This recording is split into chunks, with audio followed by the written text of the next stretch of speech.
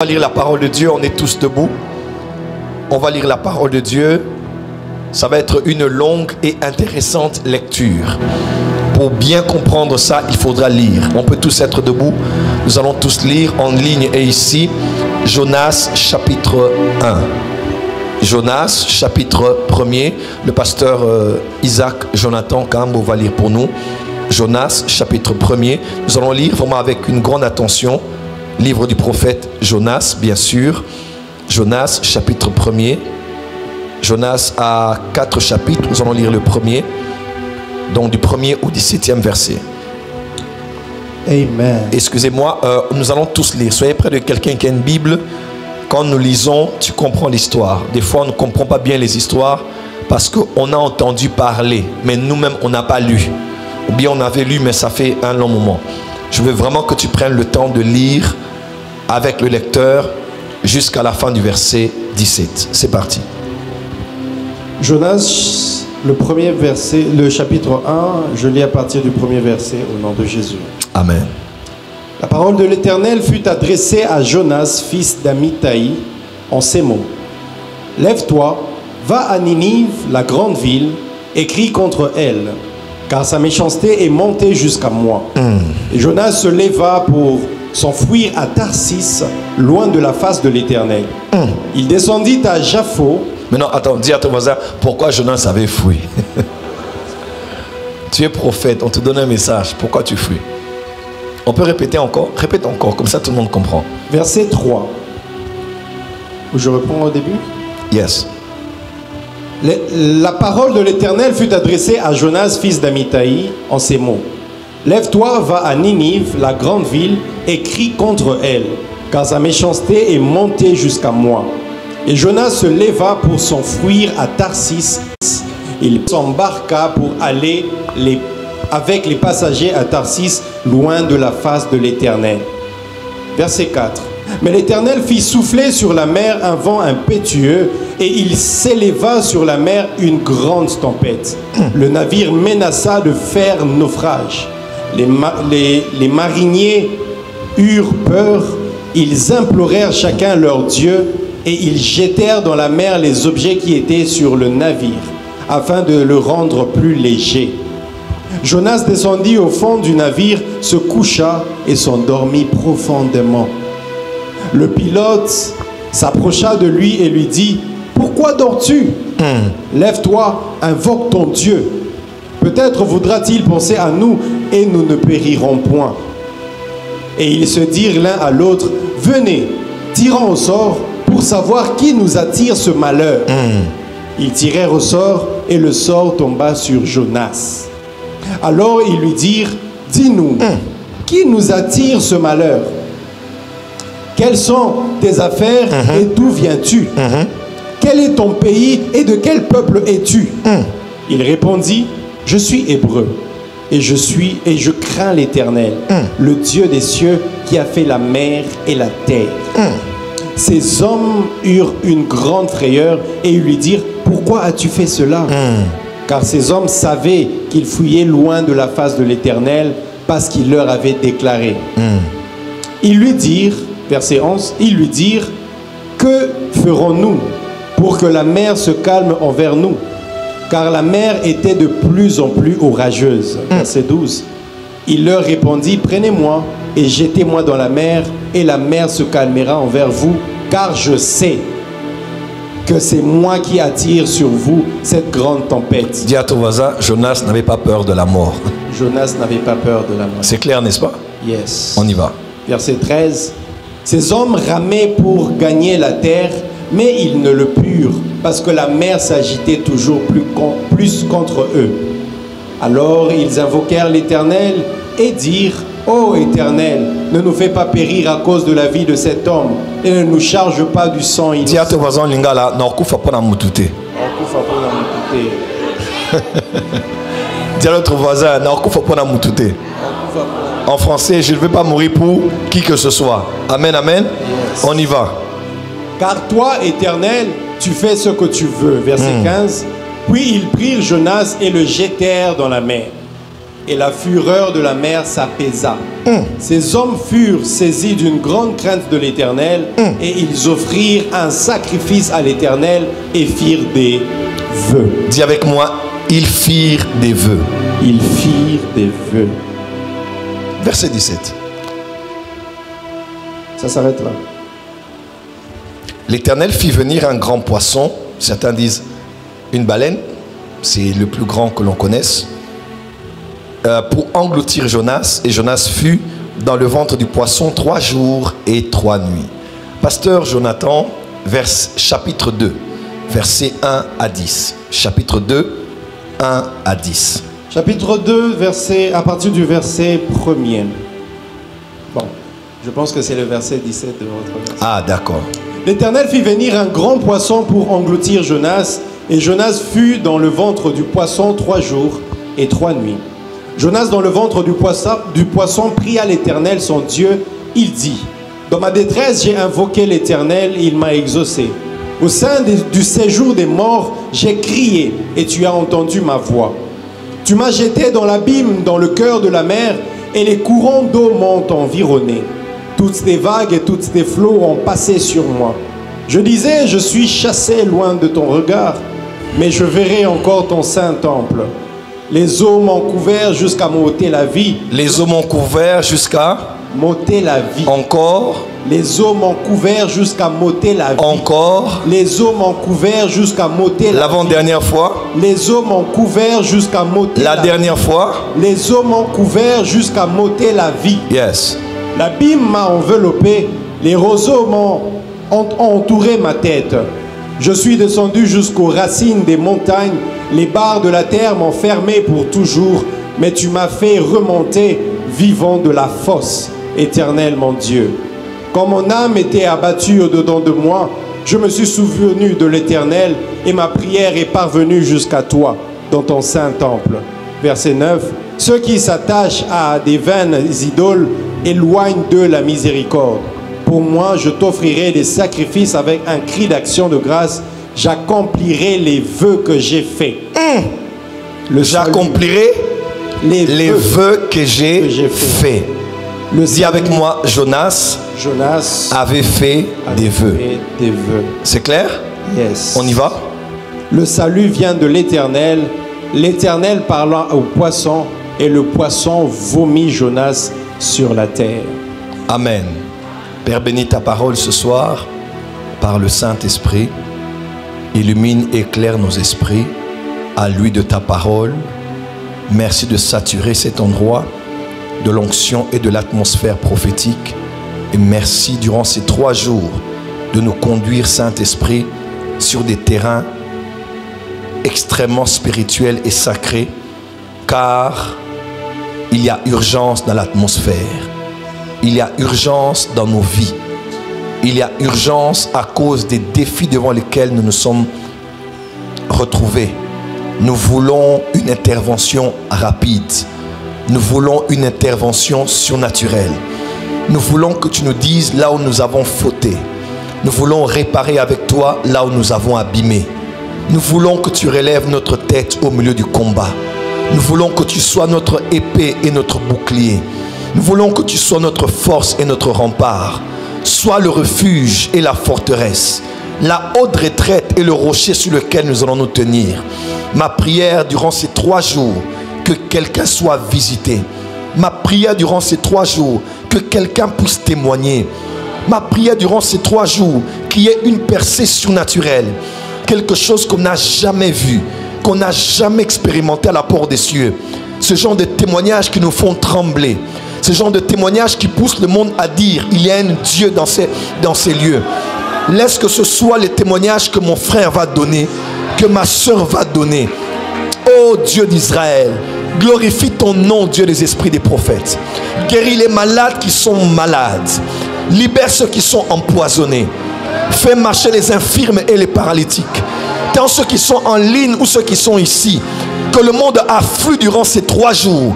Parce que tu as envoyé des anges spéciaux pour visiter toute personne qui avait fait des vœux ou toute personne qui va faire des vœux. Nous nous attendons à toi, Père, pour la gloire de ton nom. Dans le nom suprême et glorieux de Jésus. Dans le nom suprême et glorieux de Jésus. Dans le nom suprême et glorieux de Jésus. Dans le nom suprême, tout puissant et glorieux de Jésus. Que nous aimons, adorons et célébrons. Et acclamons par-dessus tout. Car lui seul mérite la gloire. Il mérite l'honneur, la louange et la majesté. La magnificence pour des siècles et des siècles. Alléluia Seigneur. Alléluia Seigneur. Dans mon esprit, je suis en train de voir quelque chose que j'aime alors que je suis en train de prier. Je vois dans mon esprit un enfant. Je vois dans mon esprit un enfant. Je ne sais pas s'il est ici ou il est attaché à quelqu'un. Je vois dans mon esprit un enfant qui est ici ou bien qui est attaché à quelqu'un. Ou à quelqu'un qui est attaché à quelqu'un d'autre. Peut-être c'est un enfant attaché à ta soeur ou attaché à ton frère ou attaché à toi. J'entends dans mon esprit Ophranel. Comme Ophranel. Ophranel. Ophranel. Ophranel. Vous, qui d'autre? Ophranel. Vous d'autres? Vous aussi. Avancez. Tout le monde avancez. Avancez. Avancez. Acclamez très fort. Ophranel. Ophranel. Acclamez très fort. Le Saint-Esprit est là. 1, 2, 3, 4. Ah, vous aussi. Acclamez alors qu'ils avancent. Soyez assis, debout comme vous voulez, mais soyez en prière. Parce que Dieu a décidé de nous visiter aujourd'hui. Avance, prophète. Soyez debout ou bien assis, mais soyez en esprit. Amen. Dis à ton voisin, debout ou assis, je reste en esprit. Debout ou assis, je reste en esprit. Donnez-lui le micro. Qui est Ophranel pour lui? C'est la fille à mon frère aîné. La fille à votre frère. Votre frère s'appelle comment? Amos. Amos. C'est qui Ophranel pour vous? C'est la fille à une sœur que je connais. La sœur là s'appelle comment? Laure. Ophranel, c'est qui pour vous? Fille. C'est votre fille? Oui. Ophranel. Ok. C'est qui Ophranel? La fille a une sœur que je connais. La sœur s'appelle comment? Keren. C'est qui Ophranel pour vous? C'est la fille à ma cousine. La fille à votre cousine? Oui. Elle s'appelle comment? Abigail. C'est qui Ophranel pour vous? La fille d'une amie. L'amie s'appelle comment? Armel. Armel. C'est qui Ophranel? La fille à ma grande sœur. Elle s'appelle comment? Aminata. Aminata. Oui.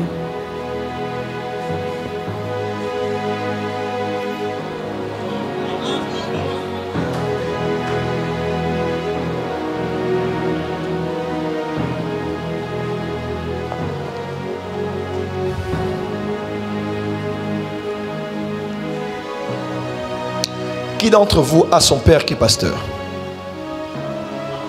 Les autres rentrez. Avance, prophète. Tu fais bien d'acclamer le Seigneur.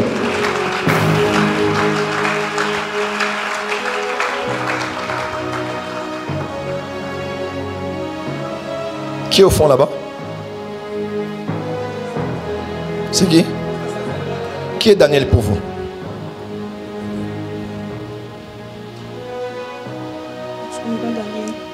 Votre père est pasteur? Non, mon mari. Votre mari? Oui. Il s'appelle comment? Caleb. Caleb. On vous appelle comment? Becky. Becky. Oui.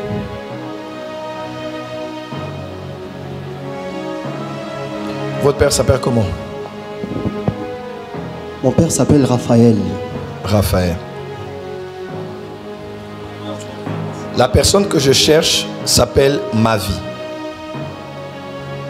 Merci Saint-Esprit. Avance, prophète. La personne que mon esprit cherche s'appelle ma vie. Ma vie. Oh, attendez. C'est qui Ophranel pour vous? C'est mon fils. Ah, Avance, prophète. merci.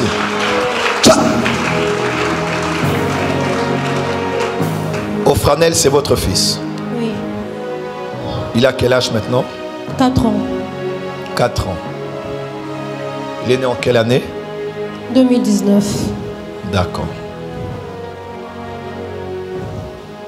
Ophranel.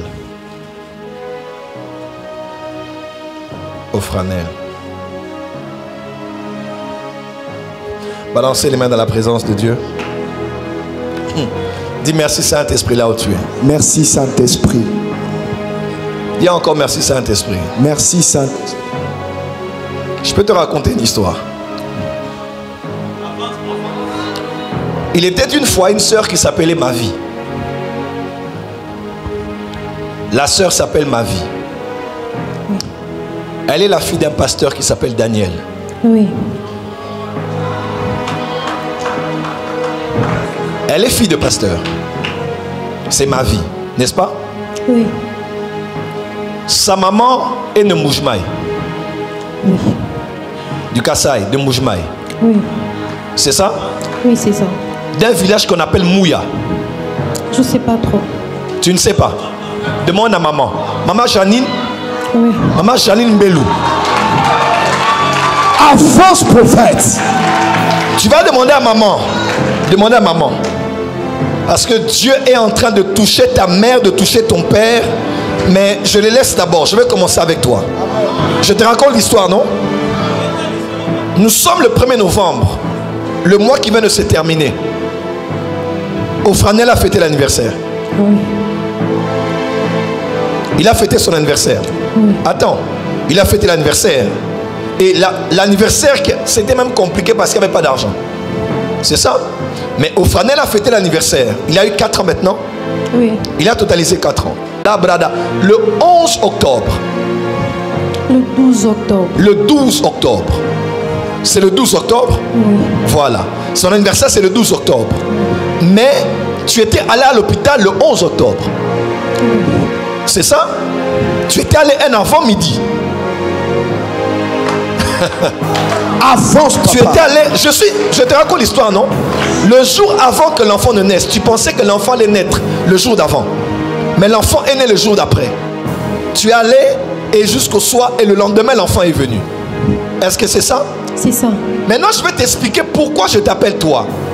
Parce que dans mon esprit je suis en train de voir cet enfant-là, il est le fruit d'un vœu. L'enfant que je vois là, Ofranel, c'est offrande de l'Éternel. Offrande à l'Éternel. C'est ça? C'est ça. Pourquoi cet enfant porte ce nom? Parce que c'est un enfant qui est comme Samuel. Quand je dis Samuel, ce n'est pas ton frère Samuel. Quand je parle de Samuel, c'est comme le Samuel de la Bible. Le Samuel de la Bible est l'image de l'enfant que tu as. Pourquoi? Parce que tu es fille de pasteur. Quand tu es tombée enceinte, ça a été un scandale. Tu avais le choix entre avorter ou garder l'enfant. Attends que je te voie bien. Est-ce que ce que je dis c'est vrai? C'est vrai.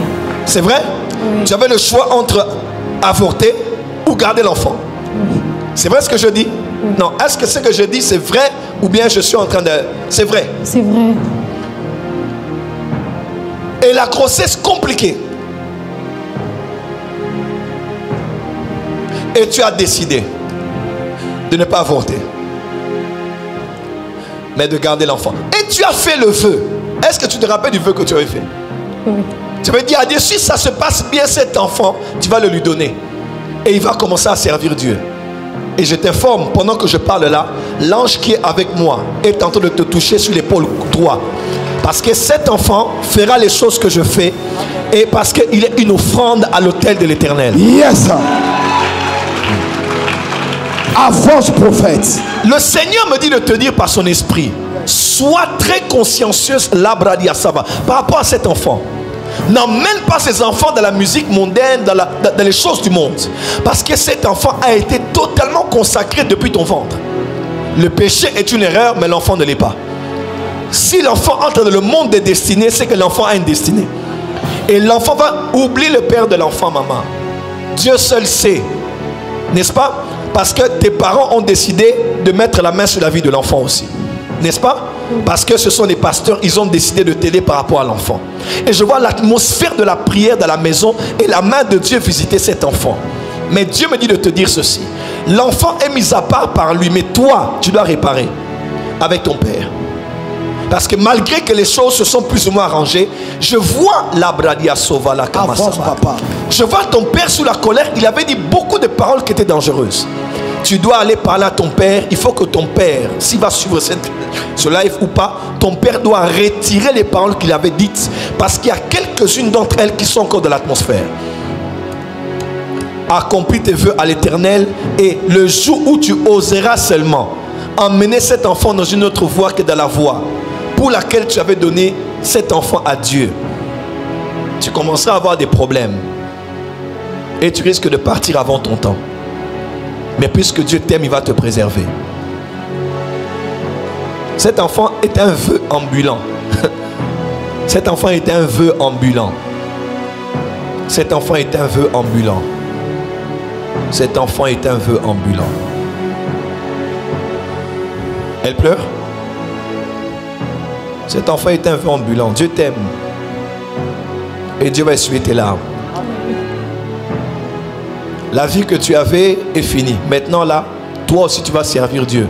Amen. Tu dois t'engager à servir Dieu. T'engager à servir Dieu. Oh, Saint-Esprit de Dieu, on avance. Dis avec moi, avance prophète. Avance prophète. Dis encore, avance prophète. Avance prophète. Pendant que je suis en train de parler, je suis en train de voir quelque chose sur elle. Avance papa. Le vent de la mort est en train de partir. Yes sir. Parce que le vent de l'esprit est en train de souffler. Yes. Je ne sais pas à qui j'ai parlé ici. Avance prophète. Dieu te visite, toi et tous ceux de ta famille. Yes sir. Enlève un peu le micro. Quand je parle, je vois, tu es l'aîné de la famille. Tu es l'aîné. Après, je vois, il y a Gladys, il y a Samuel. Hein? Il y a Samuel, après il y a Gladys. C'est toi l'aîné. Oui. Les parents comptaient beaucoup sur toi. Tu chantes toujours? Non. Pourquoi? Depuis cet accident, je chante plus. Dieu me dit, il a besoin de ta voix. Tu dois reprendre à chanter. Et ce n'est pas un accident, maman. C'était arrivé. Un péché n'est jamais un accident. C'était prémédité. Même si on n'avait pas planifié un enfant. Mais Dieu a un plan pour toi. Avance, avance un peu, avance un peu. Mets juste ton pied droit sur l'autel. Touche juste ton pied droit sur l'autel. Retire. Retire. Retire. Retire. Retire ton pied. Voilà. Je viens de te préserver de quelque chose de fort qui voulait t'arriver. Regarde-moi ici. Ne pleure pas. On est quel jour aujourd'hui? Mercredi. Mercredi. Le 1er novembre. Par amour pour toi, Dieu vient de te préserver de quelque chose. La chose que je vois là doit normalement t'arriver dimanche. Mais j'annule ça. Parce que je te vois prendre le chemin qui part après l'aéroport là-bas. Tu travailles? Oui. Tu travailles? Oui. Je vois quelque chose qu'on appelle comme camp quelque chose. C-A-M-P. Camp David. Camp de? Camp David. Camp David. Tu fais quoi là-bas? Je suis serveuse. Tu es serveuse. Ok. Ce dimanche, tu dois travailler? Non. Tu voulais y aller? On ne m'a pas proclamé. On ne t'a pas proclamé? N'ose pas y aller. Parce que je vois comme un accident du côté de Ngandaya là. Je lève ma main comme prophète. Toute personne ici dans la salle, devant qui on a prévu un accident de circulation, même en ligne, je décrète et déclare dans le nom de Jésus que cet accident est annulé au nom puissant de Jésus. Écoute-moi bien, écoute-moi bien, écoute-moi bien. Ta mère fait quoi maintenant? Pour le moment, elle ne fait rien. Elle avait un salon? Oui. Un salon de coiffure? Oui. Dis à maman pasteur de réouvrir le salon. Parce que je vois des mèches, des plantes, tout ça entre ses mains. Dieu veut bénir ce qu'elle va faire avec ses mains afin de contribuer aussi en étant valeur ajoutée. C'est vrai que les problèmes de finances sont là. Mais Dieu dit à la fin du mois de novembre, jusqu'en décembre, Dieu va ouvrir des portes pour elle. Et je vois dans mon esprit qu'elle va réouvrir cette affaire. Elle va pas d'abord commencer avec un salon. Elle va commencer à vendre. Parce qu'elle a ça entre les mains. Dieu va bénir cela et elle va réouvrir le salon pour la gloire du nom du Seigneur.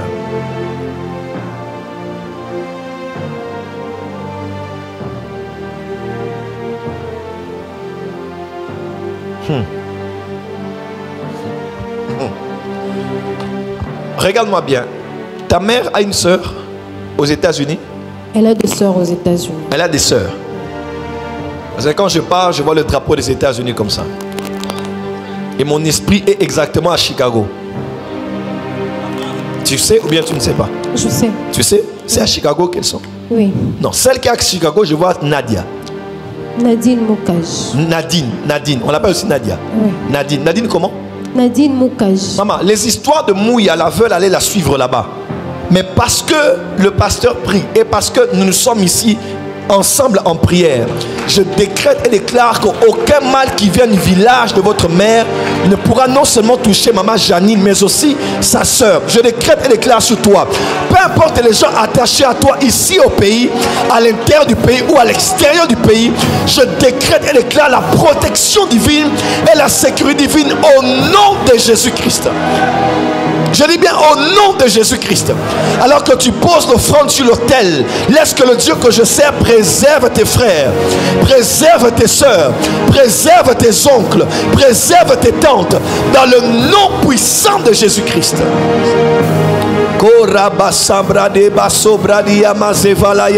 Yes. Les Bradiama Sovalake, la Mazobrada Maseke, les Rababa. Maman Nadia est protégée, ta mère est protégée, ton père est protégé, votre maison est protégée et sécurisée. Je décrète et déclare une saison de pureté dans ton corps, de sainteté dans ton corps. Dieu va à nouveau utiliser ta voix avant d'utiliser ton fils. Les Bradaba Seke, et Riamazo Palayamazeke. Alama et lama sopra liama et lama sopra. Ouvre tes deux mains, ouvre tes deux mains. Ouvre tes deux mains. Pendant que je parle, mon esprit te voit en train de travailler. Toi, tu m'as dit que tu es seulement serveuse. Moi, je ne te vois pas que là. Moi, je te vois à Kin, comme Kin marché, comme Kin Mart, comme... C'est quoi? Kin marché. Pourquoi je te vois là-bas? Je suis à la parfumerie. GG Mart, GG Mart Kin marché. Je suis à la parfumerie. Tu travailles là-bas? Oui. Comment? Avance, prophète. Je décrète et déclare que tout ce que tu fais comme travail, toi qui me suis en ligne ou ici, les mains des anges touchent tes mains ce soir. Yes. Parce que Dieu maudit la sécheresse. Amen. Il maudit le manque. Yes. Il maudit les blocages.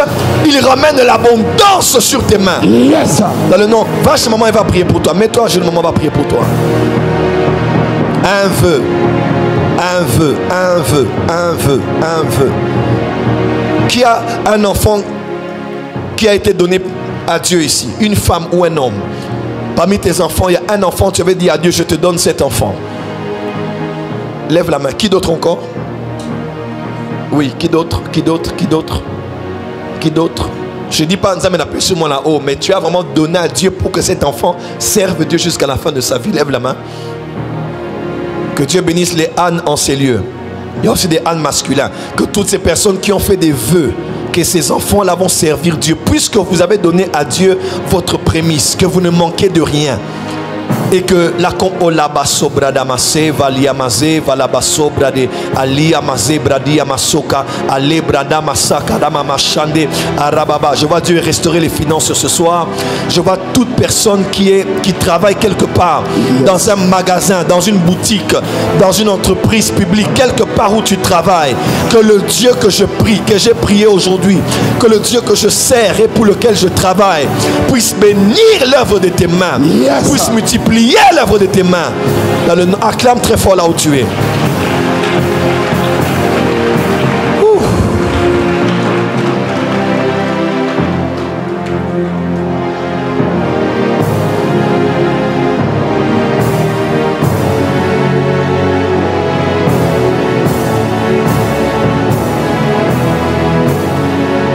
Yes, yes, yes, yes, yes. Donne-moi une feuille et un papier. Une feuille et un bic. Yeah. DBC brode amaza. La prade mandoli mandeda masobra. Alebra de mande le mendo soprali. Kamande le mende soprali. Alabra ne mando soprali. Amande. Sois en prière, sois en prière. C'est 3 jours de prière. Les prières montent, mais les exaucements descendent. À Dieu tes prières, à toi les exaucements. Pourquoi tu n'as pas dit Amen? À Dieu 190 1 oh oh oh.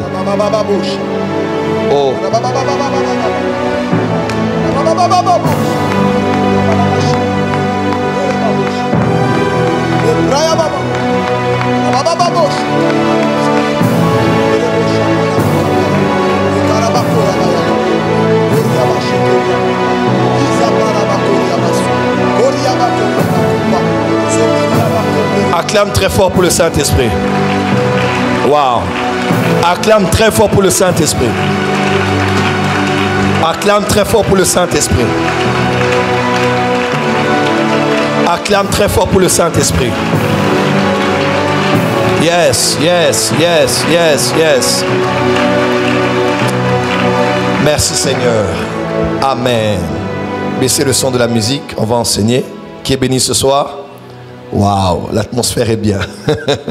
Balance les mains, dis merci Saint-Esprit. Dis encore merci Saint-Esprit. Amen. Qui est content d'être là ce soir? Qui est béni d'être là ce soir? Voilà. Ce soir, je vais enseigner. Je vais introduire nos 3 jours de prière. Ce soir, je vais enseigner sur le thème le mystérieux vœu du prophète Jonas. Le mystérieux vœu du prophète Jonas. Dis avec moi le mystérieux vœu du prophète Jonas. Le Saint-Esprit a décidé de donner à l'Église en cette saison une des stratégies, une des méthodologies, une des technologies spirituelles la plus avancée qui emmène le croyant à développer non seulement une dimension très élevée de sa relation avec Dieu, mais aussi qui emmène le croyant à palper rapidement et avec garantie de 100% l'exaucement à ses prières. Et cette technologie spirituelle s'appelle les vœux. Vous savez, les enfants n'étaient même pas encore nés, je parle de Jacob et de Ésaü, que Dieu avait décidé de faire du cadet, bien qu'ils étaient des jumeaux, celui qui allait avoir de l'ascendance sur son frère. Il avait aimé Jacob, il avait haï Ésaü. Lorsque les enfants sont sortis, c'était 2 nations, comme Dieu avait dit à Rebecca, qui étaient en train d'être en conflit dans le sein maternel. Et Rebecca savait que c'est Jacob qui devait hériter du droit d'aînesse. Je ne parle pas des lentilles ici, je parle de quand Isaac avait décidé de bénir Ésaü comme étant l'aîné. Il ne voyait plus, il était déjà avancé en âge et il voulait bénir son fils aîné. Rebecca, ayant appris cela, comme étant la femme, a dit: par quelle voie je peux emmener Jacob à entrer dans son héritage? Par quelle voie je peux emmener Jacob à être béni?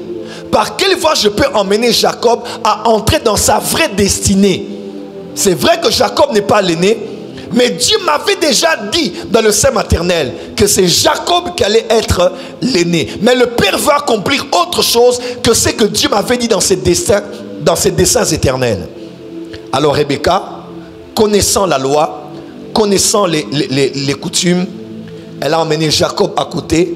Elle a donné à Jacob des instructions qu'il devait suivre. Vous les connaissez, n'est-ce pas? Il devait avoir un gibier, il devait se couvrir les mains avec des poils pour confondre, car Ésaü était velu. Bref, il y a eu beaucoup de choses comme ça.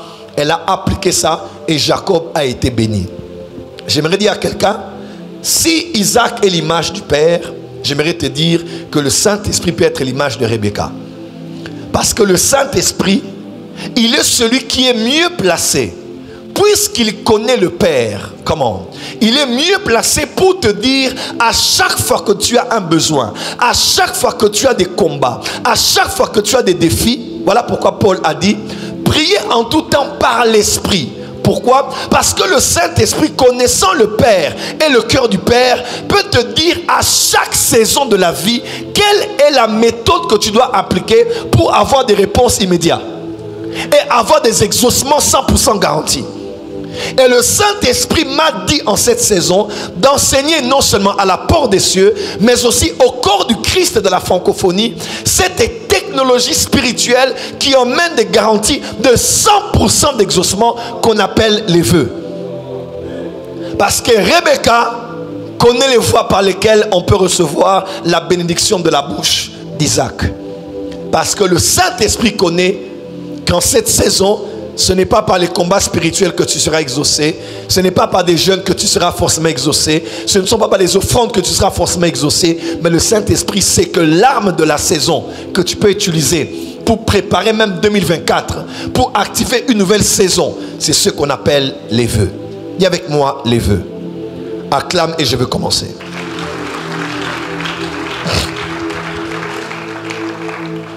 Alors, on va un peu parler de Jonas ce soir. C'est mon introduction. On va prier et demain on sera là. Demain maintenant je vais entrer en profondeur. C'est quoi un vœu, les types de vœux, comment faire les vœux. On va vraiment approfondir demain et vendredi. Mais ce soir j'aimerais introduire en parlant sur le vœu du prophète Jonas, qui est mystérieux parce que la plupart en lisant seulement ce soir ont découvert que Jonas avait fait des vœux. Amen, amen. Alors, quels étaient les vœux que Jonas avait fait dans cette histoire? Déjà, vous devez savoir, si on doit mettre tout dans un contexte biblique, Jonas est le prophète qui a prophétisé sur Ninive. Mais il n'est pas le seul. Il est souvent jumelé avec Nahum. Amen. Puisque les deux viennent de la même région d'Israël. Nahum vient d'un lieu qui n'est pas très loin de Nazareth. Parce que, à vrai dire, Jonas est né à Nazareth. Mais Nahum est né dans la région qu'on appelait plus tard Capernaum. Parce que Caper veut dire village. Et Nahum veut dire Nahum. Donc on parle de Capernaum. Beaucoup ne savaient pas. On parle du village de Nahum. Amen. Jonas...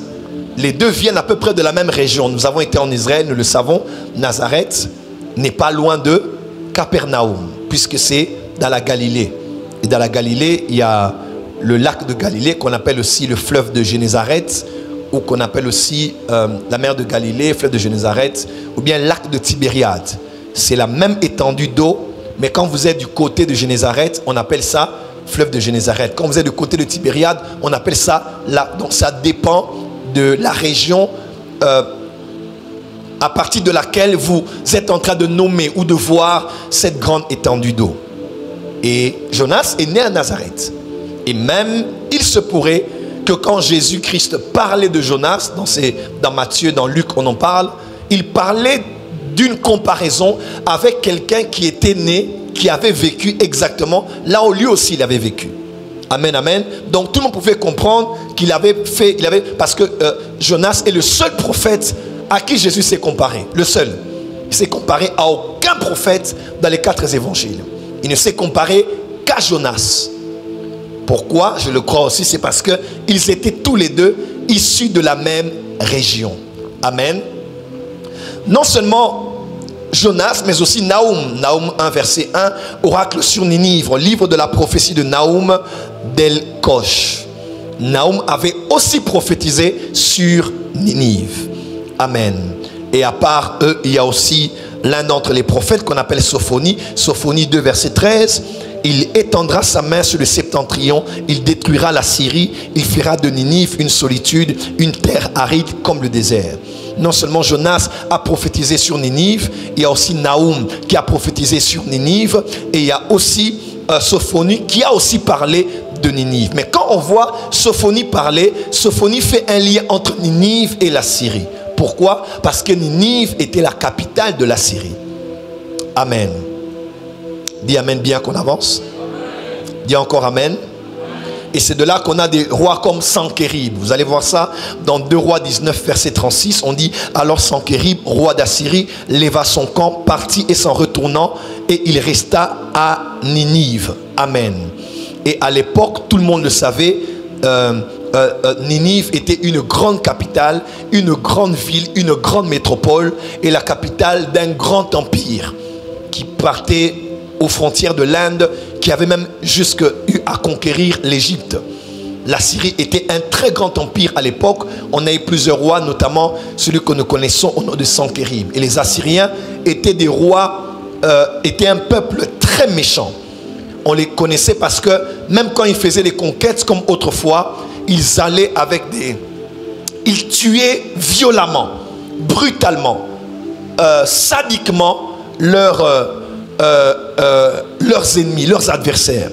C'était un peuple très méchant. Voilà pourquoi leur méchanceté parmi tous les peuples était tellement montée vers Dieu que Dieu a dit non, non, non. Je vais appeler quelqu'un de Canaan, d'Israël, pour aller prophétiser de l'autre côté des eaux à ce peuple qu'on appelle la Syrie, et précisément à la capitale qu'on appelait Ninive.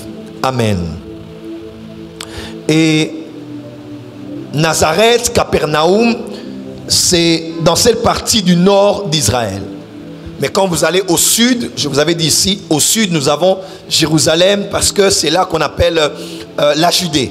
La Judée, la Judée c'est au sud, et ceux de la Judée étaient très traditionnels, étaient très conservateurs, étaient très nationalistes. Mais ceux du nord étaient très internationaux, parce qu'il y avait la mer, il y avait les rivières, il y avait les eaux, bref, il y avait l'accès à l'Asie, il y avait l'accès aussi à l'Europe, l'accès aussi à l'Afrique. Parce que vraiment, cette partie nordique d'Israël est une partie qui était ouverte à plusieurs peuples. Et Jésus a passé la plupart de son temps au nord, n'est-ce pas, plutôt qu'au sud. Jésus a plus passé son temps à Capernaum et ailleurs qu'au niveau de Jérusalem. Quand il était à Jérusalem, il était sur la montagne des Oliviers, il allait dans le temple. Et c'est même à partir de là qu'il était mort. Il avait quitté le nord pour aller au niveau du sud. Et quand on parle de la Galilée, Matthieu 4, on parle même de la Galilée des gentils, n'est-ce pas? Parce que c'était la partie des païens, la partie, il y avait beaucoup d'autres peuples qui venaient, certains de l'Asie, d'autres de l'Afrique et même d'autres de l'Europe. On peut avancer? On peut avancer? Et c'est pas très loin de là qu'on a la grande vallée qu'on appelle Megiddo, ou en hébreu qu'on appelle Armageddon. C'est pratiquement dans cette zone-là qu'il y aura la grande guerre avant la seconde venue du Seigneur. Parce qu'il y a plusieurs peuples qui auront accès à cette partie nordique pour pouvoir frapper et attaquer Israël. Jésus était très connu dans la partie nord d'Israël plutôt que dans la partie sud d'Israël. Et Jonas a été le premier à prophétiser sur Ninive. Ensuite, Nahum est venu et les Sophonies sont venus juste après ça. L'empire assyrien a existé à peu près pendant 750 ans.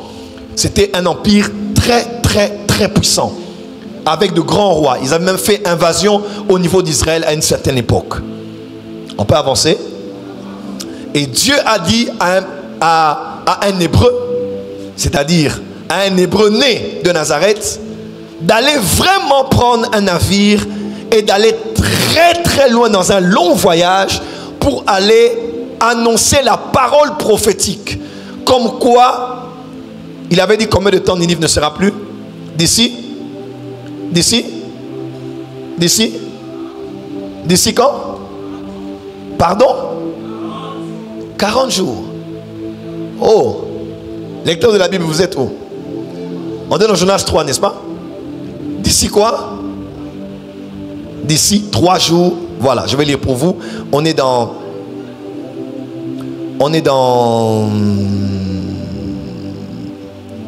voilà. Jonas fit d'abord dans la ville une journée de marche. Il criait et disait encore, d'ici 40 jours, Ninive ne sera plus. Pratiquement 6 semaines, Ninive ne sera plus. Il a parlé, il a prophétisé. Et Ninive, à la conclusion, est arrivé à quoi? À la repentance. Alors, une chose que j'aime beaucoup quand j'ai étudié le livre de Jonas, c'est que quand vous lisez Jonas, vous voyez vraiment que le livre de Jonas révèle le Dieu créateur. Non seulement qui est le Dieu créateur, mais aussi il est le Dieu qui a le contrôle de sa création. Vous avez déjà vu ça? On voit des êtres humains qui invoquent des dieux dans un navire, ils avaient peur de mourir. Mais Dieu a fait souffler un vent dans la mer. La mer qui était créée par Dieu a été secouée par le vent, par la tempête. On a ici une deuxième image. Lorsqu'on prend Jonas, on le jette par-dessus la troisième corde.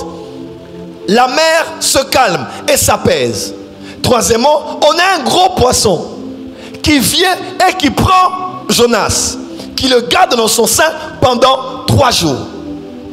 Et après ça, on voit encore ce poisson vomir. Vomir Jonas exactement là où il y avait le panneau écrit « Bienvenue à Ninive ». Et quand on va encore plus loin dans l'histoire, On voit comment Dieu pardonne à ces 120 000 Ninivites qui avaient péché. Et quand cela s'est passé, on a aussi l'histoire du ricin de Dieu qui fait pousser, n'est-ce pas? Un arbrisseau, une plante, Dieu fait pousser. On voit le Dieu créateur faire sortir de terre une certaine plante. On voit Dieu envoyer un ver, n'est-ce pas? Et on voit ça quand on voit un vent chaud passer. Donc on a plusieurs éléments comme ça qui nous montrent que Dieu est le Dieu qui maîtrise la création. Et ce Dieu-là, il est l'Éternel, le Dieu de tous les dieux qui ont été invoqués dans les navires. J'aimerais dire à quelqu'un, le Dieu qui appelle les prophètes est le Dieu des dieux. Il a la maîtrise sur le vent, la maîtrise sur la terre, la maîtrise sur la météo, la maîtrise sur les 4 éléments. Dis amen bien. On a l'élément terre, l'élément eau, l'élément air, l'élément feu. Dis amen bien. Quand Élie a invoqué le feu, Dieu a envoyé l'élément feu. Quand Dieu a invoqué la pluie, Dieu a envoyé l'élément eau. Parce que Dieu maîtrise et le feu et l'eau. Comment? Il maîtrise et le feu et l'eau et l'air et la terre. Et ces 4 éléments, il les a mis en toi. Parce que dans Genèse 2, on dit, il a formé le corps de l'homme avec l'argile de la terre. Ton corps, c'est l'élémentaire. De 2, ton corps est composé plus d'eau que d'os ou même de chair, de nerfs et d'autres choses. Parce qu'il t'a donné l'élément terre et l'élément eau. Troisièmement, il t'a donné l'élément air. Fais ça. C'est par l'oxygène que tu respires. Et il t'a donné la chaleur et la température au corps. Acclame très fort, on va avancer. Et c'est ce Dieu-là que nous prions, qui a la maîtrise et le contrôle de tout ce qu'il a créé. J'aimerais dire à quelqu'un dans la Bible, une fois Dieu voulait punir les hommes, il a fait pleuvoir une pluie de pierre. J'aimerais vous dire une fois, un des fils de David était rebelle, il voulait s'en prendre à son père, il s'en était même pris à son père. Sa tête a été bloquée dans les branches d'un térébinthe. J'aimerais dire à quelqu'un que ce Dieu-là a été capable de faire souffler un vent et de faire tomber la viande que les Juifs ont mangée. Ce Dieu que tu pries durant ces 3 jours est capable d'utiliser même les éléments de la nature. On voulait que tu meurs d'un accident quelque part à rond-point Ngaba. Dieu peut faire tomber la pluie pour te donner d'arriver en retard au travail. Pas parce que tu es quelqu'un qui n'est pas ponctuel, mais parce qu'il t'a épargné d'un accident là-bas en ayant utilisé l'eau. Je décrète et déclare, il y a de tes ennemis qui existent, qui vont mourir sous la douche. Il y a de tes ennemis riches qui sont, ou même au gouvernement ou quelque part, il prend un bon bain, il meurt dans l'eau. Dieu va utiliser tous les éléments de la nature pour te défendre, te justifier, te protéger et te conduire. Dis amen très fort. Voilà pourquoi à l'époque, de Jonas, malgré tout ce qu'il avait traversé, Dieu a envoyé un gros poisson. Je me dis à quelqu'un, tu passeras par les eaux, mais elle ne te submergera pas.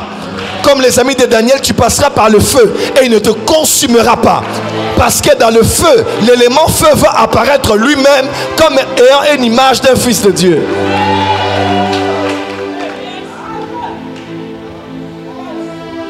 Les séraphins, on les appelle même les serpents brûlants. C'est des êtres de feu. Pourquoi les séraphins ne se brûlaient pas quand ils prenaient la braise dans le chaudron? Parce qu'un feu n'est pas brûlé par le feu.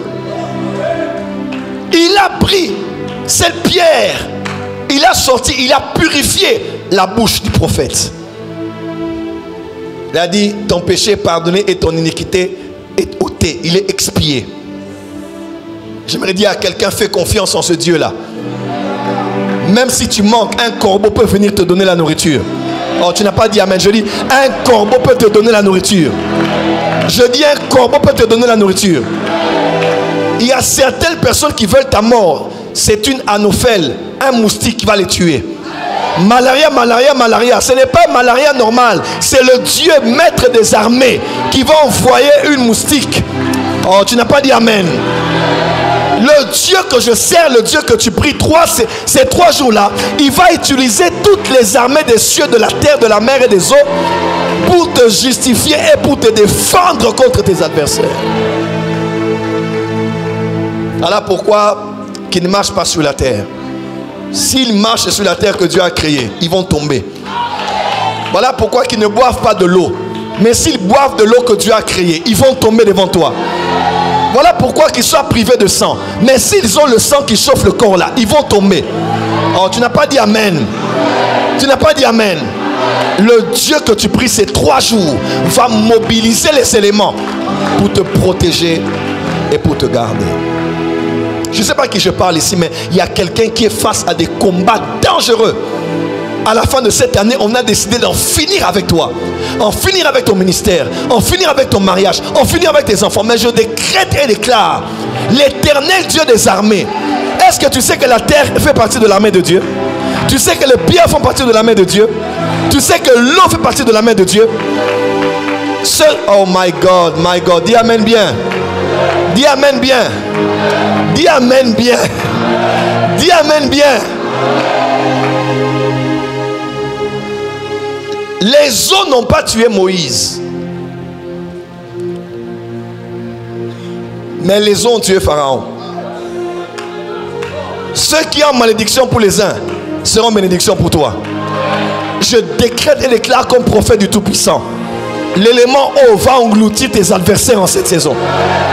Je dis, Pharaon sera englouti dans cette eau au nom de Jésus-Christ. Dis amen bien qu'on avance. Veuillez vous asseoir. Et si on voit cet homme qui s'appelait Jonas fuir la voie de l'Éternel, alors on se pose la grande question qu'on se pose généralement, c'est par les théologiens: est-ce que le livre de Jonas est vrai? C'est une fiction, n'est-ce pas? C'est une fiction, c'est une légende, c'est une métaphore, allégorie, c'est juste une image. Certains même disent que c'est comme Oncle Sam représente les États-Unis. On n'a jamais vu l'Oncle Sam, n'est-ce pas? Mais on dit au pays d'Oncle Sam, tu ne l'as jamais vu. Mais quand on pense à Oncle Sam, on pense aux États-Unis. Et ainsi on dit que Jonas, c'est peut-être l'image d'Israël, qui était censé être une nation missionnaire, mais qui est en train de fuir son appel. Mais à vrai dire, aucune de ces thèses n'est vraie. Pourquoi? Parce que Jésus a cru que Jonas était un homme qui a existé. Jésus s'est comparé au prophète Jonas en parlant de sa mort et de sa résurrection.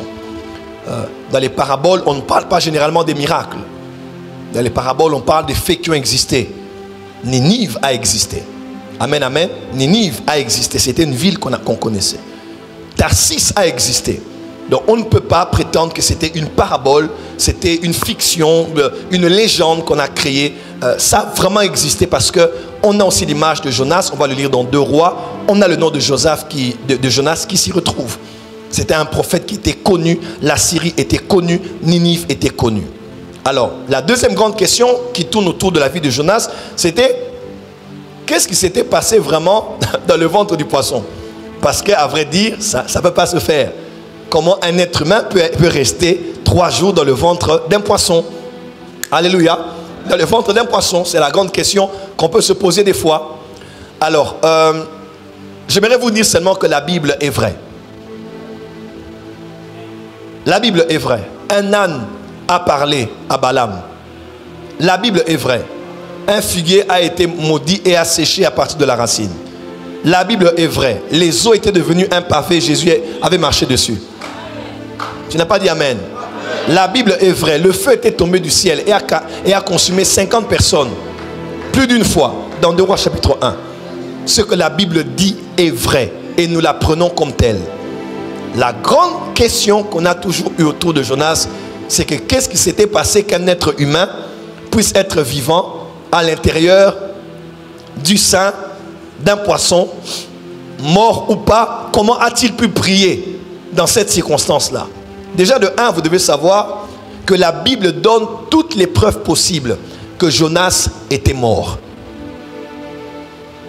Donc vous qui lisez Superbook, je vous déçois. Jonas n'était pas entré vivant dans le ventre, dans le sein du gros poisson. Jonas était mort. Il dit: les hommes m'avaient environné jusqu'à m'ôter la vie. Il faut 1 minute, moins de 2 minutes, 1 minute 30 secondes pour que l'homme puisse se noyer quand il est sous l'eau. Et Jonas avait été jeté et entré dans les profondeurs des eaux. Les algues même l'avaient entouré au niveau de la tête. Jonas était noyé et Jonas était mort. Amen. C'est clair. Parce que Jésus ne s'est pas comparé à quelqu'un qui était au coma ou évanoui. Jésus a dit, je vous donnerai le signe de Jonas. Comme Jonas était mort, il était revenu à la vie. De la même manière que le Fils de l'homme, qu'est-ce qu'il fera? Il va aussi mourir et il va revenir. Dis à ton voisin, Jonas était mort. Dis à ton voisin, ce roi va quitter Akoufa. Akoufaka. Donc parmi les résurrections de la Bible, Jonas en faisait partie. Et la question qu'on se pose, comment quelqu'un qui était mort est revenu? Vous n'avez jamais entendu jusqu'à ce jour quelqu'un dire, il était déjà parti. Il partait, puis il a dit, Seigneur, aide-moi, sauve-moi, donne-moi encore la vie, aide-moi Seigneur. Et Dieu l'a dit, d'accord, ce n'est pas encore ton temps. Et la personne est revenue. Vous avez déjà entendu ça? Vous avez déjà entendu ça? Parce que la prière est une technologie des vivants et des morts.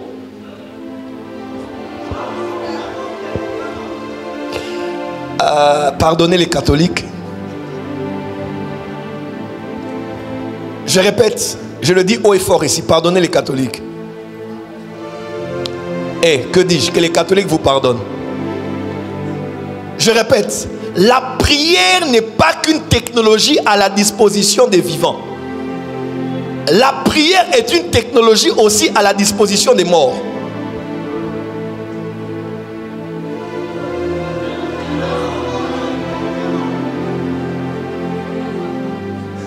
Oh!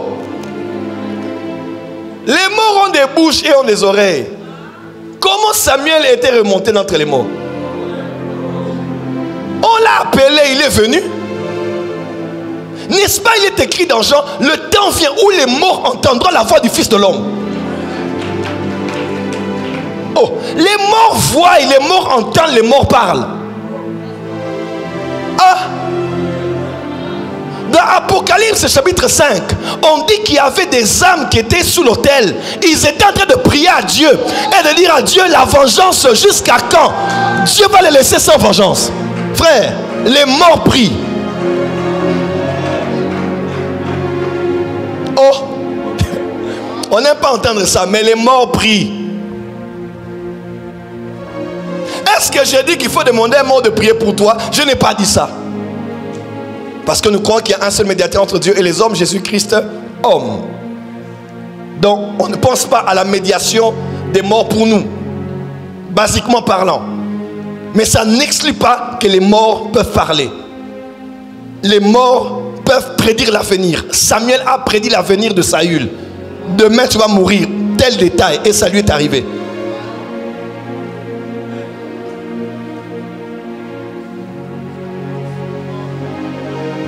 Matthieu 17, Jésus était sur la montagne de transfiguration. Monte à bord. Élie est apparu, Moïse est apparu. Entre les deux, il y a un seul qui était mort, Moïse. Élie n'était pas mort. Élie est comme Enoch.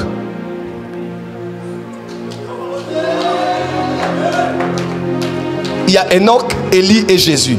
C'est le seul qui sont vivants. Ils sont partis vivants avec leur corps.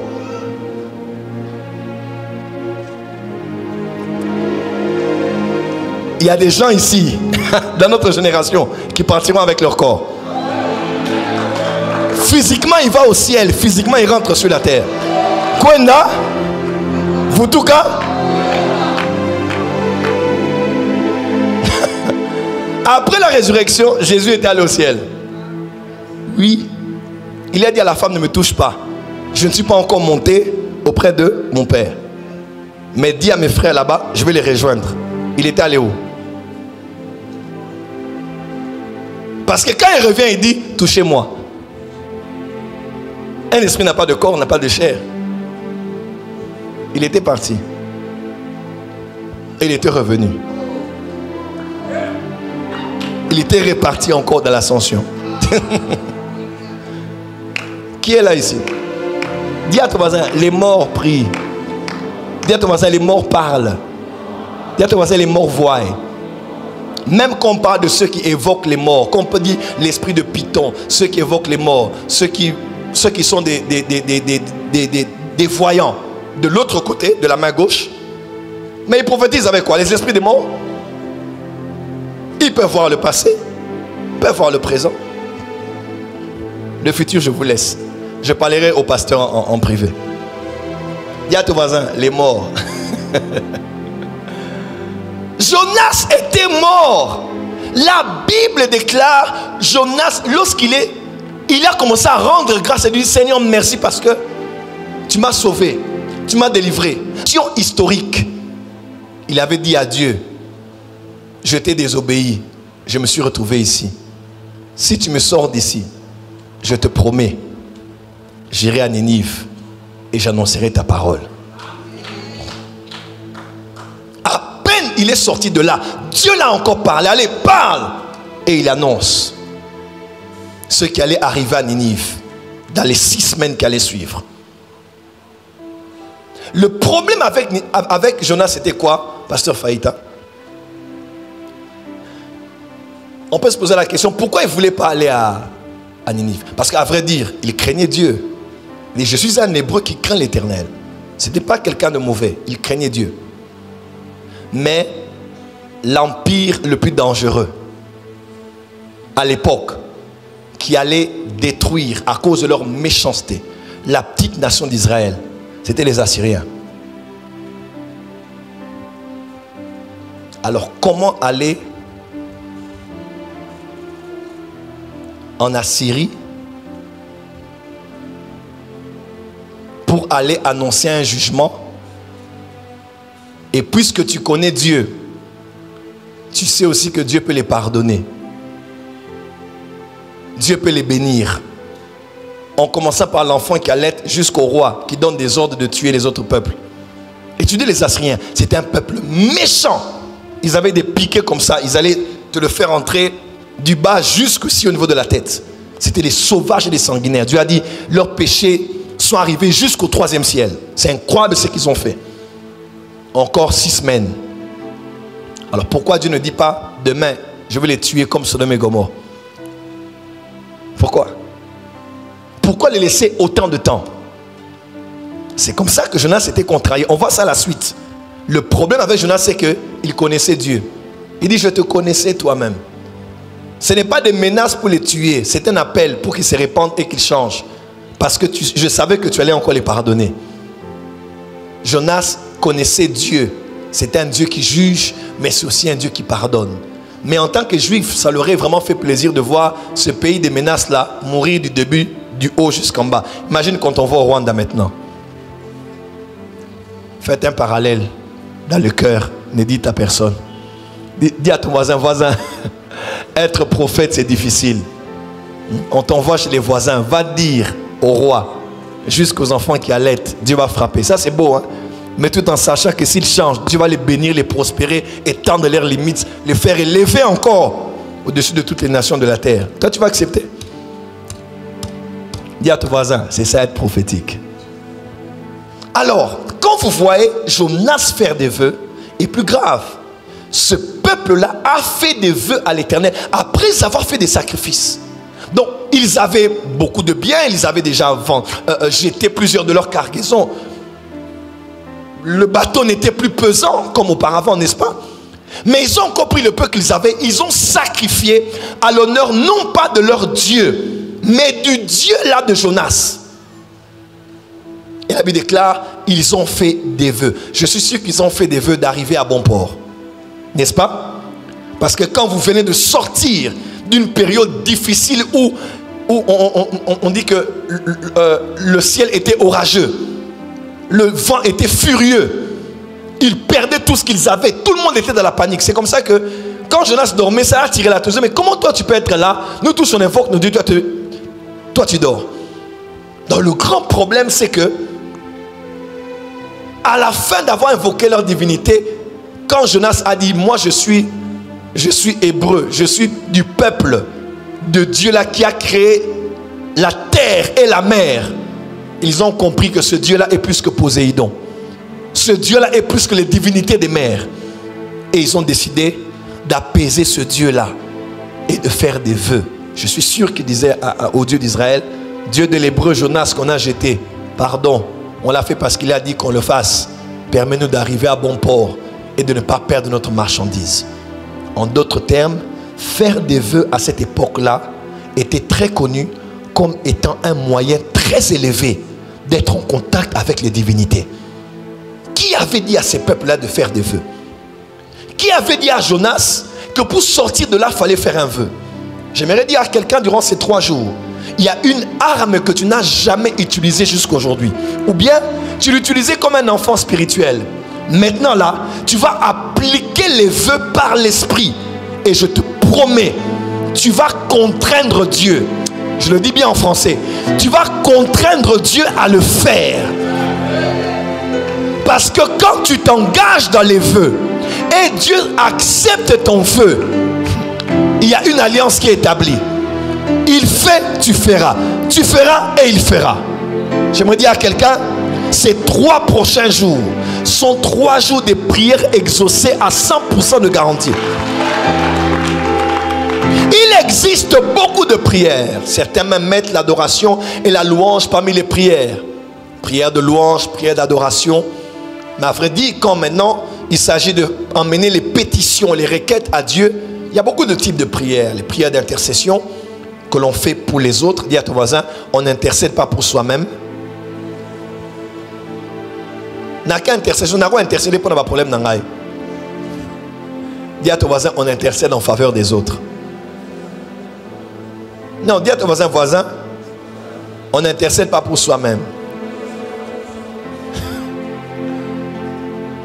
Quand tu dis intercéder pour toi-même, c'est parce que tu fais des demandes. Tu n'as pas intercédé. L'intercession se porte directement à l'autre.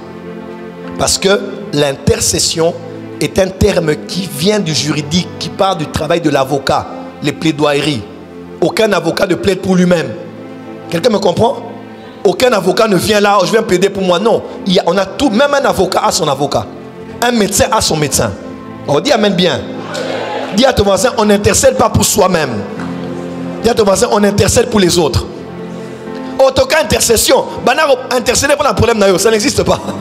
On ne plaide pas pour ses problèmes, mais pour les problèmes des autres. Dis à ton voisin, tu n'es pas l'avocat de ta propre vie, tu es l'avocat des autres. Quand il faut demander, demande à Dieu normalement. Quand il faut intercéder, plaide en faveur des autres. Il y a une autre prière qui est puissante qu'on appelle la supplication. La supplication est terrible, hein? On en parlera un jour. C'est l'une des prières les plus puissantes qui existent. Qu'est-ce qui a amené Dieu à se repentir à l'époque de Moïse? La supplication. Qu'est-ce qui a amené Dieu à se repentir à l'époque de Samuel? La supplication. Dans Zacharie, on dit il enverra un esprit de grâce et de supplication. Philippiens 4, verset 7, on dit mais en toute chose faites connaître à Dieu vos prières par des supplications avec des actions de grâce. Pourquoi on parle de supplication? Il y a une puissance dans les supplications. Là, on en parlera prochainement. Les supplications sont très très puissantes. C'est aller au-delà. Il y a une différence entre Kosambela et Kobondela. Moi, je crois que Kosambela c'est prier et Kobondela c'est supplier. Ouais. Quand on dit Bondela, c'est qu'il faut que Dieu sente que tu es en train de toucher ses entrailles. Ce n'est pas une demande formelle. C'est aller dans les lieux où Dieu a des émotions et des sentiments. C'est mouvoir son âme au point d'entrer dans une prière d'une dimension très sentimentale, très émotionnelle, très contemplative, qui est très nostalgique. Quand quelqu'un va supplier Dieu, il pense au passé. Quand il supplie Dieu, il ramène Dieu dans la nostalgie. Comment? Il emmène Dieu dans les souvenirs. Il émeut le cœur de Dieu par combien son cœur est ému. Zambé. Là, c'est pas prier, là, c'est supplier. On dit Jésus-Christ dans Hébreu, notre maître. On dit pendant les jours de sa chair là, il priait à son Père et il suppliait. Il faisait d'instantes supplications. Demain, on va faire des supplications ici. Quelqu'un peut dire Amen. 17h30 pile, on sera tous ici. On va prier, on va supplier. Dis avec moi, on va supplier l'Éternel. Tokosa nini? Dis à ton voisin Kosambela, Nakobondela et Keseni. Nako bon de la papa nabana. Je vais supplier le père de mes enfants. Nako bon de la daddy à suspendre a été. Je vais supplier papa qui ne la suspende pas. Là, c'est pas demander, papa, si tu veux. Non, là, c'est papa, souviens-toi vraiment, daddy. Nous sommes seulement tes enfants, non? Hein? Nous aussi, hein? Papa Nanga, papa Yahweh. S'il te plaît. Papa Yahweh. Et la supplication, c'est une autre. La supplication, c'est la supplication qui est même la force des grands intercesseurs. Parce qu'ils savent appliquer la supplication dans l'intercession. Et quand il touche les cœurs de Dieu, Moïse a dit, Seigneur, enlève même mon nom du livre de vie. Dieu a dit, je tiens à toi comme ça. Il dit, retire mon nom. Qui lui a fait dire que là-bas, il y avait un livre de vie? Un homme qui est à Sinaï, qui est entré dans la nuée. Moïse a connu les mystères de Dieu, même au-delà de ce qui est écrit, je le crois. Oui, il a connu des mystères de Dieu. Il dit, enlève mon nom du livre de vie. Dieu dit, je ne ferai pas ça. Et il commence à rappeler à Dieu ce que Dieu avait dit à Abraham dans Genèse 15. Quand vous lisez comment Moïse a supplié Dieu, il a lu directement ce que Dieu avait dit à Abraham nommément. Il a commencé à lire. Souviens-toi de ce que tu avais dit à notre père Abraham. Dieu dit, j'avais déjà dit. Et Dieu s'est repenti du mal qu'il voulait faire. Mais mes frères et sœurs, au-delà de ces prières, il y a une qu'on appelle les vœux. Les vœux sont au-delà d'un souhait. Oh, je fais le vœu que tu évolues, que tu avances. Et on peut aussi dire ça littéralement comme étant un souhait, n'est-ce pas? Un désir profond que l'on émet sur quelqu'un, une chose. Souhaiter de la bonne chance, de la fortune à quelqu'un. Mais quand on parle de faire des vœux, c'est prier. C'est entrer dans le Saint des Saints, à entrer devant le trône de la justice divine. Faire présenter à Dieu un papier avec un contrat. Un contrat qui a deux parts,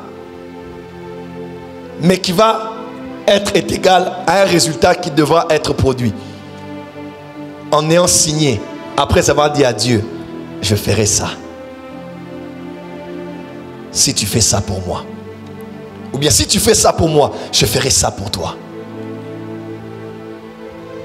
Parce que des fois, un vœu, le vœu se fait, mais on attend que Dieu agisse pour faire notre part. Des fois aussi, on fait le vœu, on donne à Dieu la garantie. Et on attend qu'il fasse la suivante. Quelqu'un m'a compris? Est-ce que tu m'as compris?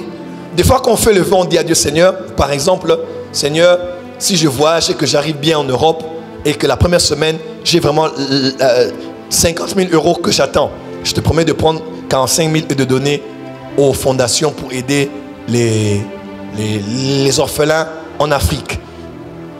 Ça, c'est normal. Tu as fait un vœu et tu attends la part de Dieu. Dès qu'il donne, tu connais le montant que tu attendais, tu connais le montant que tu dois prélever et tu accomplis ton vœu. N'est-ce pas? Dieu s'est retrouvé parce qu'il t'a donné, tu as eu ta part, il a aussi eu la sienne. Mais on peut aussi faire un vœu dans la mesure où on dit à Dieu, Seigneur, je te promets que si tu me donnes 100 000, je vais faire telle chose pour l'église.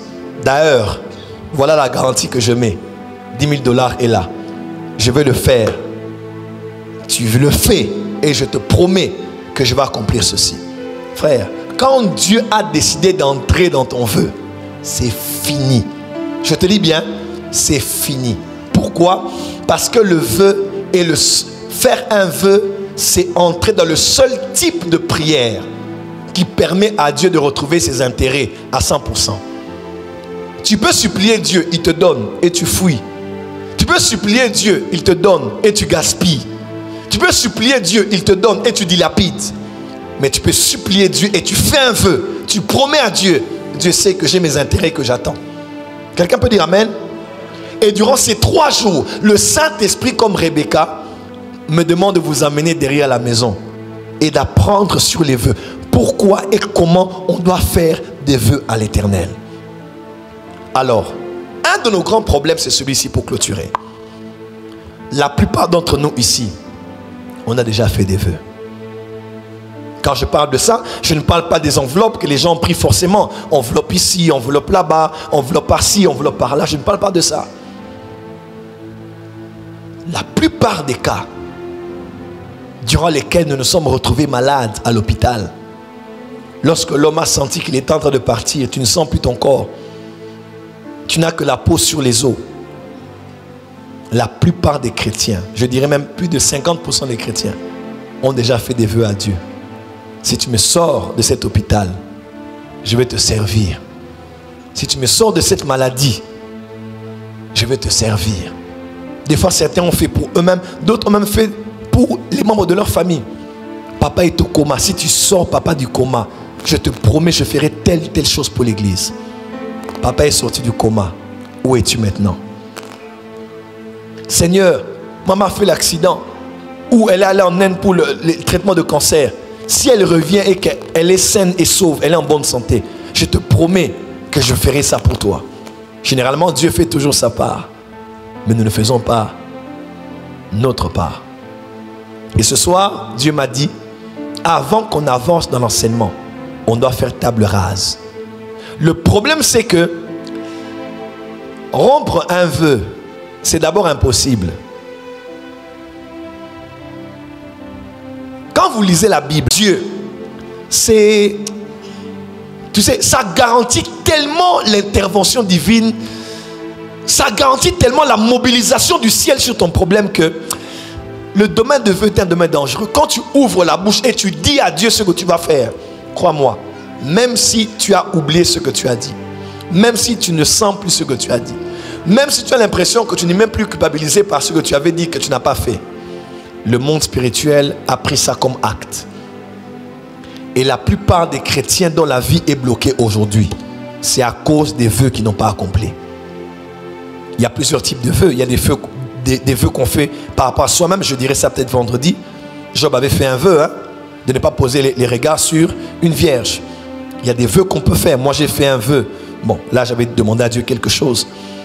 Mais il y a des vœux qu'on fait par rapport à soi-même, des vœux qu'on fait par rapport aux autres, des vœux qu'on fait par rapport à Dieu. Et laisse-moi te dire, quels que soient les vœux qu'on fait par rapport à soi-même, par rapport aux autres ou par rapport à Dieu, le domaine des vœux, même si ce n'est pas adressé à Dieu, ça inclut toujours un caractère sacré, un caractère qui nous lie.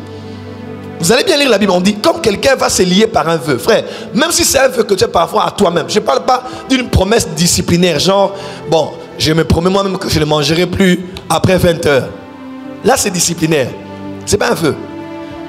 Par exemple, quand Job dit, marié avec des enfants, un homme notable qui était à l'époque, il dit, je ne poserai pas mes yeux sur une vierge.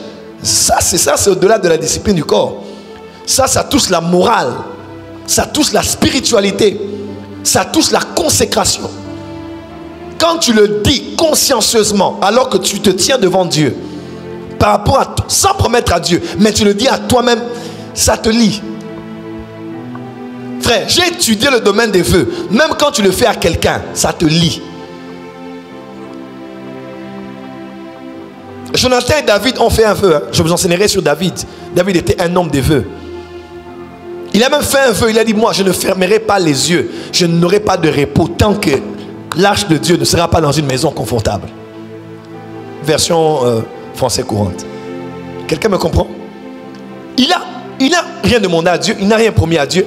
Mais il s'est dit lui-même ce qu'il a décidé comme vœu qu'il a fait, serment avec lequel il s'est lié. Point de sommeil, point de repos, point de dormir. Dieu a entendu ça. Il a dit à Nathan, va dire à mon fils là, ce n'est pas lui, c'est sa descendance. Faites attention aux paroles qui entrent avec des engagements sacrés. Tu es mon père spirituel. Toi et moi, c'est jusqu'à la vie. Lobby, lobby. On les cherche à partout. Ils n'étaient plus là. Il faut qu'au du ciel. Tu as disparu. Tu as quitté l'église, mais tes paroles t'ont lié. Quelqu'un me suit? Quelqu'un me suit? Tu es mon frère d'alliance. Ton épée, mon épée. Ton bouclier, mon bouclier. Je fais alliance avec toi. Toi, tu as l'impression que c'est savoir les histoires d'amour, des liens d'âme là, entre l'homme et la femme, je t'aimerai pour toujours, je suis à toi pour la vie, qui lie les gens. Non. Il y a aussi les vœux que les alliances que vous contractez comme ça. Voilà pourquoi faites attention aux engagements sacrés.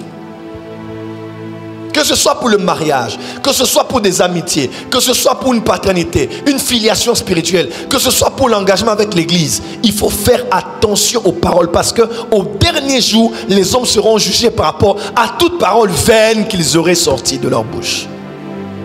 Faites attention aux vœux. Faites attention. Dis à ton voisin, les hommes spirituels ne parlent pas à la légère. Change de voisin, dis voisin, les hommes spirituels ne parlent pas à la légère. Parce qu'ils se tiennent devant les anges. Paul était tellement spirituel qu'il a dit, hé les femmes là, à cause des anges qui sont à vos côtés lors du culte, couvrez-vous la tête. À cause des anges qui sont là, couvrez-vous. Paul était tellement conscient de la présence des anges même à l'église. Il savait ce qu'il fallait faire et ne pas faire à cause des anges qu'il était là. N'est-ce pas? Qu'il a même dit que pendant que nous prêchons, nous annonçons la sagesse infiniment vraie de Dieu, que même les anges écoutent. Alléluia. Dis à ton voisin, fais attention à tes paroles. Dis à ton voisin, fais attention à tes engagements. Dis à ton voisin, fais attention à tes engagements. Alors, demain maintenant, on va prier. Je vous dirai qu'est-ce qu'on fait pour rompre un vœu. J'en ai même parlé pour le mariage. C'est facile, hein, de faire la prédot, de faire la dot, de faire le civil et d'aller dans la bénédiction nuptiale. Vous avez fait combien d'étapes? 4 étapes. Prédot, dot, civil, religieux. Lorsque vous décidez de rompre l'alliance, de divorcer, la plupart de gens ne pensent ni à la prédot, ni à la dot. La dot, quand il y a eu des enfants, dans notre coutume, on ne rend pas la dot. Il y a beaucoup de choses autour de ça, n'est-ce pas? Et d'autres vont directement chez le juge. Mais ils oublient qu'ils ne s'étaient pas liés qu'au niveau des familles, au niveau de l'état civil, mais ils s'étaient liés aussi devant Dieu. Je te jure, je te promets, jusqu'à ce que la mort nous sépare, même si tu vas te remarier, tu es toujours marié à cette femme. Même si tu vas te remarier à un homme, tu es toujours marié à cet autre homme-là. Pourquoi? Parce que tu as rompu les liens au niveau de l'état civil, mais tu ne l'as pas rompu au niveau de l'autel. Il n'y a pas une autorité spirituelle qui a brisé l'alliance qui vous liait. Il n'y a pas une autorité spirituelle qui a cassé le lien qui vous liait. Récemment, on a prié pour une servante de Dieu qui est dans cette église. Papa, on a divorcé, mais le Saint-Esprit m'a dit qu'on n'a jamais coupé l'alliance. C'est pour cela que ça constitue toujours une pesanteur pour moi. Faites attention aux paroles. Par tes paroles, tu seras justifié. Par tes paroles, tu seras jugé. Demain, nous allons... C'est pour ça que demain soir là, 17h30 pile, on va commencer à faire des supplications. Je vais enseigner sur comment... Je vais expliquer d'abord les vœux, c'est quoi les types de vœux. Et vous emmener à pouvoir vous débarrasser de toute parole que vous avez eu à sortir, qui a eu une portée d'être un vœu que vous avez fait. Alléluia. Alléluia. Alléluia. Dis à ton voisin, les vœux sont une puissance. Si un vœu peut emmener le Créateur à descendre et agir, si ce peuple-là, dans le navire, savait qu'on doit faire des vœux pour garantir notre arrivée à bon port, il savait de quoi il s'agissait qu'on parle des vœux. Il sort de là et dit à Dieu, Seigneur, j'accomplirai mes vœux. Jonas, j'accomplirai mes vœux. Il dit, je sais ce que ça m'a coûté. Est-ce que ça a coûté aux autres? Je ne veux plus te désobéir. J'accomplirai mes vœux. J'accomplirai quoi? Mes vœux. Dis à ton voisin, tu dois accomplir tes vœux. Je clôture en disant ceci. S'il vous plaît, ne prenez plus jamais des enveloppes à l'église en n'ayant pas l'intention de les rendre. Même si on fait un appel ici avec prophétie à l'appui, même si on fait un appel ici en te donnant un témoignage pimpant, attrayant, qui t'a excité en te disant ça est arrivé à l'autre, ça m'arrivera aussi. Si tu n'as pas, ou tu sens que tu ne pourras pas, ne viens pas prendre une enveloppe devant l'autel. cet endroit est un lieu sacré. Cet endroit est un lieu purifié. Cet endroit est un lieu mis à part. Parce que c'est par ici que Dieu passe pour bénir cette église et bénir des nations qui nous suivent dans le monde entier. J'ai fait Recharge 2022. Spiritualité du sel ou de l'eau. C'est quand je vais en Europe que je vois des gens de l'île de la Réunion, de la Guadeloupe, Martinique, de l'île Mayotte, de plusieurs autres petites îles que vous ne connaissez même pas. De l'Haïti, vous dit papa, j'ai appliqué cette prédication-là. Voilà l'enfant que j'ai eu aujourd'hui. On a des témoignages incroyables. Mais tout passe où? Ici. Donc quand tu viens ici, que je fais l'appel comme prêtre, même si je n'ai pas la tenue des prêtres comme autrefois, marche avec crainte. Dans Ecclésiaste 5, il est écrit que tes paroles soient peu nombreuses. Dieu est dans les cieux, toi tu es sur la terre. Prends garde quand tu viens dans la maison de l'Éternel. Ne viens pas comme pour faire des sacrifices des insensés. Maintenant, Daddy, j'ai trop de vœux que j'ai fait et je n'ai pas réalisé ça. Qu'est-ce que je dois faire? Je te dirai aussi qu'est-ce que tu dois faire pour rompre la pesanteur des vœux non accomplis qui pèsent encore sur toi. Tu as bien fait d'acclamer. Tu dois finir cette année léger. Dis à ton voisin, cette année, je dois voyager léger. Dis à ton voisin, pour 2024, je dois voyager léger. Acclame très fort, je vais conclure ici. Voilà, c'est à 20h30 qu'on termine dans la fiche. Il me reste 7 minutes. Je veux clôturer ici. Dis à ton voisin, fais attention aux vœux. Autant que c'est dangereux, autant que c'est avantageux. Tu n'as pas compris. Autant que c'est dangereux, mais c'est la raison pour laquelle c'est dangereux, parce que c'est avantageux. Quelqu'un me suit? Quelqu'un me suit? Et le Saint-Esprit m'a dit de préparer le corps du Christ, parce que à la veillée du 31 décembre de cette année, nous avons 2 mois pour réfléchir, mûrir les vœux qu'on veut faire. Mais le 31 décembre, nous allons faire des vœux par rapport à des grands projets. Frère, on ne fait pas des vœux pour des petites choses. On fait des vœux où tu sais que je vais faire et je sais que Dieu fera aussi. L'année prochaine sera l'année de la réalisation de grands projets pour quelqu'un. Tu vas acheter le terrain, tu vas commencer la fondation, tu vas élever les murs et tu arriveras jusqu'à la finition. L'année prochaine, c'est l'année de la visibilité et des mégas. Je n'ai pas dit méga de l'internet, j'ai dit méga en termes de grand. La grandeur de ce que tu produiras, la grandeur de ce que tu auras, la grandeur de ce que tu réaliseras va choquer le monde, parce que la bénédiction d'Abraham est sur toi. Il avait dit, je rendrai ton nom grand. Quand ton nom est grand, ton église est grande. Quand ton nom est grand, là où les enfants étudient sont les grandes écoles. Ah, dis amen bien que je t'entende. Quand ton nom est grand, tes bénéfices sont aussi grands. Dis avec moi amen très fort. Dis avec moi amen plus fort que ça.